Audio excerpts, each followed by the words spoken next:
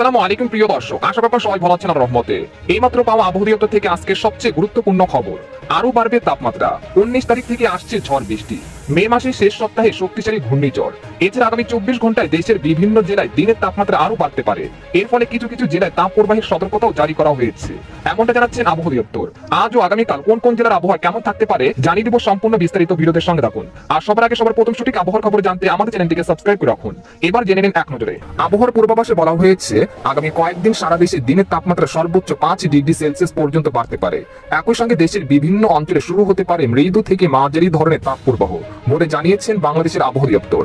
এছাড়া গত 24 ঘন্টায় দেশের সর্বোচ্চ তাপমাত্রা রেকর্ড করা হয়েছে রাজশাহীতে 37 ডিগ্রি সেলসিয়াস। এই সময় ঢাকার সর্বোচ্চ তাপমাত্রা ছিল 34 ডিগ্রি সেলসিয়াস। এদিকে আবহাওয়ার আরেক সতর্ক বার্তা বলা হয়েছে বর্তমানে টাঙ্গাইল, রাজশাহী, পাবনা, যশোর, নীলফামারী, রাঙ্গামাটি ও ফেনী জেলার উপর দিয়ে মৃদু তাপপ্রবাহ বয়ে যাচ্ছে এবং তা অন্যান্য অঞ্চলে বিস্তার লাভ করতে পারে। এছাড়া দেশের বিভিন্ন অঞ্চলে ভ্যাপসা গরমের তীব্রতা বাড়তে পারে, এতে শরীর প্রচুর ঘামতে পারে। এই পরিস্থিতি চলতে পারে মে মাসের 19 তারিখ পর্যন্ত। এদিকে সামুদ্রিক আবহাওয়া, বর্তমানে বঙ্গোপসাগর স্বাভাবিক আছে এবং তৈরি হতে পারে একটি ঘূর্ণাবর্ত। সেটি সোজা উত্তর দিকে শক্তি বাড়াবে। 24শে মে সেটি ঘূর্ণিঝড়ের আকার নিতে পারে। 25শে মে সন্ধ্যের পর দিকে ঘূর্ণিঝড়টি পশ্চিমবঙ্গ বা বাংলাদেশের দিকে যেতে পারে। তবে এটি শুধুমাত্র ধারণা, এই বিষয়ে আরো বিস্তারিত আসছে সামনের ভিডিওতে।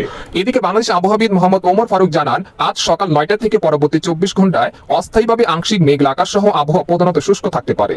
এই সময় সারা দেশে দিন এবং রাতের তাপমাত্রা সামান্য বৃদ্ধি পেতে পারে।